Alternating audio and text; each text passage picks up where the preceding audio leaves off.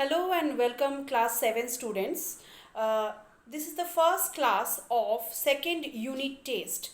The second unit syllabus we are going to start from today's class. Now before starting, I just want to confirm the second unit syllabus. The second unit syllabus will start from the chapter formula and its application, that is chapter number 5. So today we will start our class with chapter number 5. Formula and its application. Formula and its application. This is the chapter that we will start today, and it is starting from exercise 12. Exercise 12. Our syllabus in the second unit is from exercise 12 to exercise 18. Today we will start with exercise 12, which is based on the first basic formula. Now, what is the formula? The entire structure of algebra is based on some formula that we have to learn. Now, we can form these formula by easy and simple algebraic multiplications, and this formula is of great importance. Now, suppose a general relation is expressed in terms of algebraic symbols. Suppose that a plus b whole square. What we call this? This is the square of the sum of two algebraic terms. This is the square of the sum of two algebraic terms a and b. Now, first we used to write this as a plus b whole square. We used to write this as a plus b in bracket into a plus b. That is this formula. This means simply a plus b whole square means a plus b into a plus b. This we used to write initially. We used to know it initially that by simplifying or by breaking a plus b whole square, we get a plus b into a plus b. Now, if we multiply a plus b into a plus b, we will simply get a square plus ab plus ab plus b square. How? A into a square, a into b, ab, again b into a, ab, and b into b square. So, by simple multiplication, we are deriving this one, a square plus ab plus b square. Again, in the next step, what we write? We write a square plus 2ab plus b square. A square plus 2ab plus b square. So, ultimately we derive a square plus 2ab plus b square from a plus b whole square. That is the sum of the square of the sum of two algebraic terms.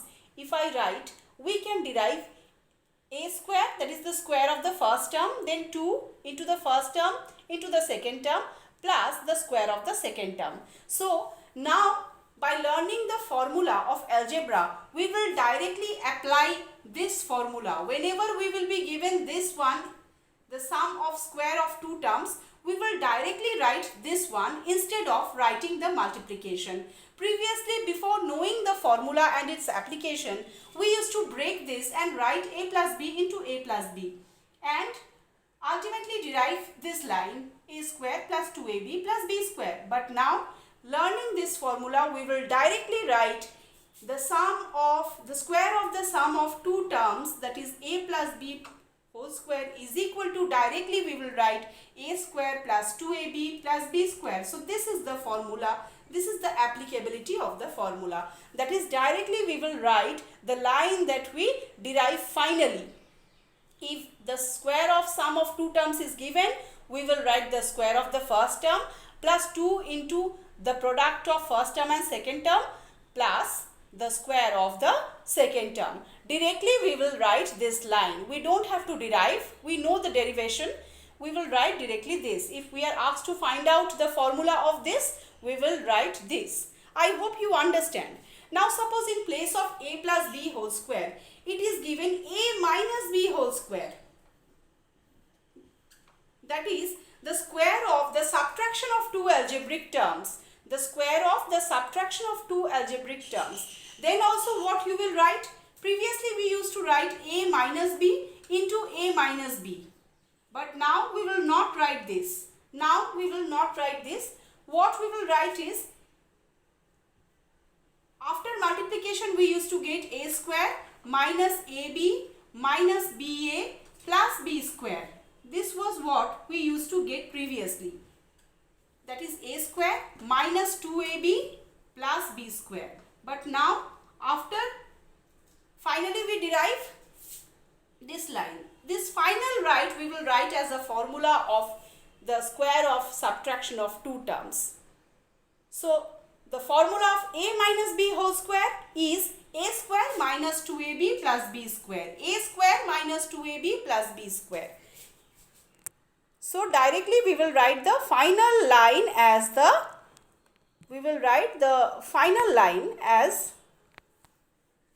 the formula of the square of subtraction of two terms. So what we learned from today's class is that if we are given square of two terms of algebra, square of sum of two terms, we will write directly this line, that is square of the first term plus 2 into the product of first term and second term plus the square of second term. Again, if we are given the subtraction of any two terms of algebra, we will write the square of the first term minus 2 into the product of the first term and the second term plus the square of the second term. So these are the formula we learned today. Now we will learn the applicability of these two formula with simple sum. Suppose in case of a plus b whole square. Suppose in case of a plus b whole square, we are given m plus n whole square.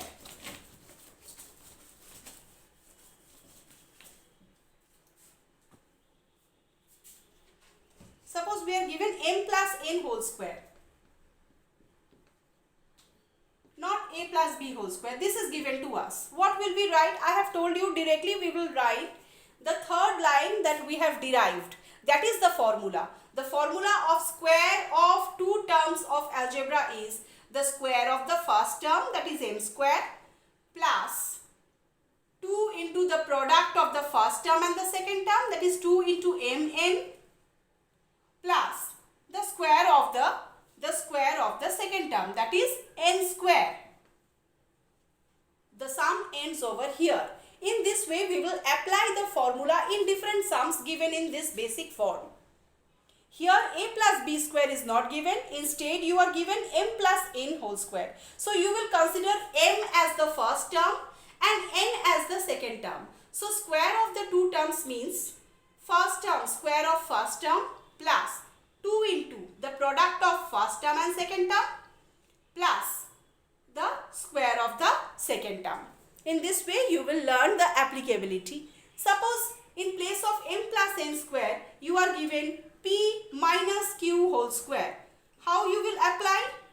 The square of the first term, that is p square, minus 2 into the product of the first term and the second term. Considering p as the first term and q as the second term, we will write product of first term and second term 2 into p into q plus the square of the second term, that is q square.